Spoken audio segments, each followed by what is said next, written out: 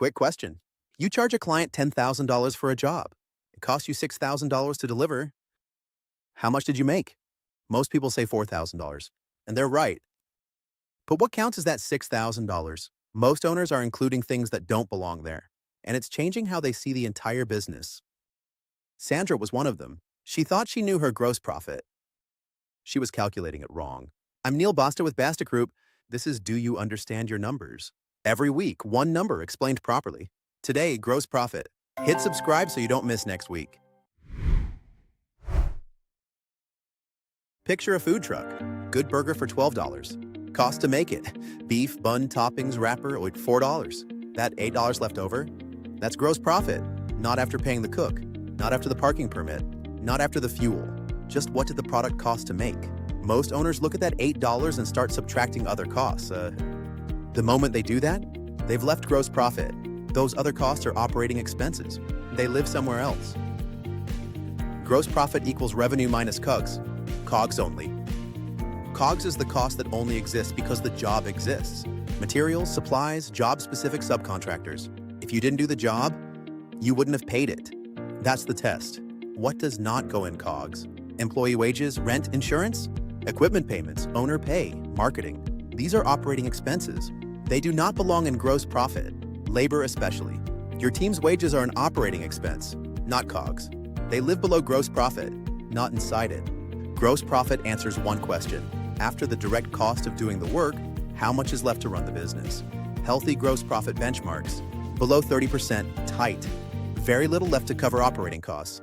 30 to 50%, moderate, manageable. 50% and above, and strong, good foundation. Always compare within your industry. Back to Sandra. She was including her SEO staff wages in her cost calculation. Every job. Subtracting labor before calling anything a margin. Her way, gross profit looked like 57%. The correct way, 92%. Labor belongs below in operating expenses, not above in COGS. Both numbers matter, but they answer different questions. Gross profit. Is my pricing covering direct costs? Pre-tax profit. Is my revenue covering everything including labor? Different questions, different numbers. Once Sandra separated them, she could see her pricing was solid. The pressure was coming from below that line. Operating expenses growing faster than revenue. Completely different problem, completely different fix. Gross profit is the foundation. If it's healthy, your model works. If it's thin, no amount of cutting overhead will save you. That's a pricing problem, and it gets fixed at a completely different level. Pull up your P&L after this. Find your gross profit line. Ask what's actually in this calculation. Labor in there, take it out. Rent, take it out. Strip it back to revenue minus direct job costs only. Is your pricing working, or is the model itself the problem? Gross profit tells you which one.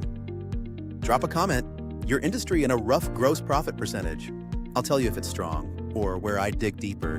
No pitch, real answer. Click the link below to book a call with Basta Group. We'll make sure it's calculated correctly and show you what it's telling you.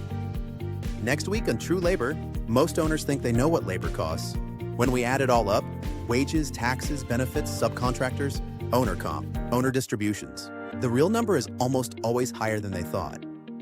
If you're using the wrong labor number, every decision about hiring, pricing, and growth is built on a shaky foundation. Subscribe so you don't miss it. Drop your gross profit percentage in the comments. I'll see you next week.